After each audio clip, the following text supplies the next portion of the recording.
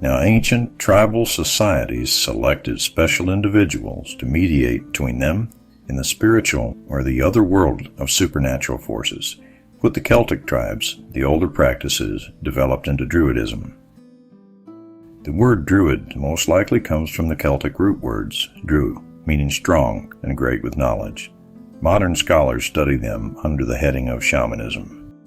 Julius Caesar said the Druids were only concerned with worship, performance of sacrifice, and interpretation of ritual matters.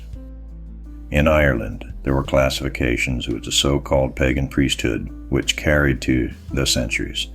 One of them, the Druid, was a magician related to the great wisdom possessor of the continental Celts. He was a judge and advisor to the people, having practical technical knowledge, as well as direct line to God's otherworldly powers and beings, just like their shamanic ancestors, who were the keepers of history, the seers, the prophets, and the clairvoyant guides. There wasn't any religious temples, not in a classical sense in Ireland. There were many large monuments and sacred sites, and they are mostly open-air locations. It makes sense that any large-scale community, rituals, and feast days, and all of that, would have been conducted in the open air, which may be an inner circle element happening at an interior space. Now, almost everything we know about the Druids is secondhand knowledge. All surviving texts that mention Druids were written by non-Druids, often Romans.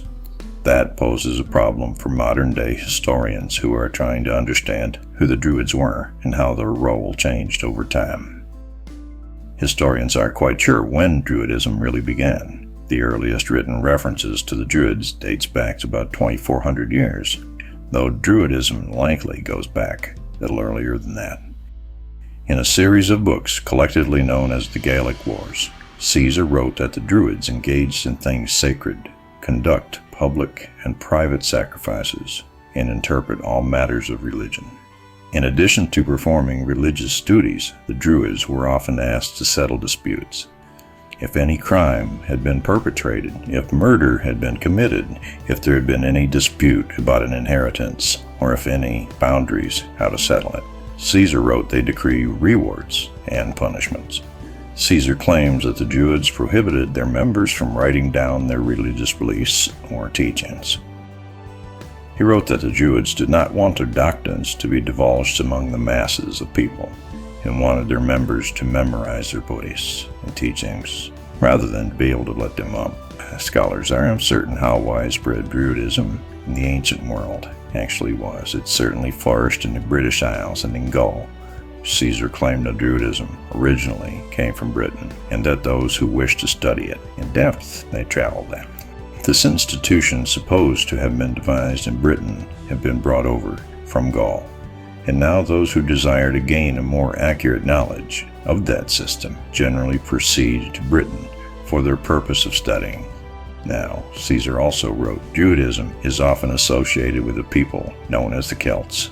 The Celt settlements have been found as far east as modern-day Turkey. Additionally, Celtic mercenaries served as far away as Egypt during the reign of Cleopatra and in Judea. It's not clear if one could be Druids. As Christianity spread through Europe, Druidism gradually faded. Although Druidism faded during the Middle Ages, it has been revived in modern times.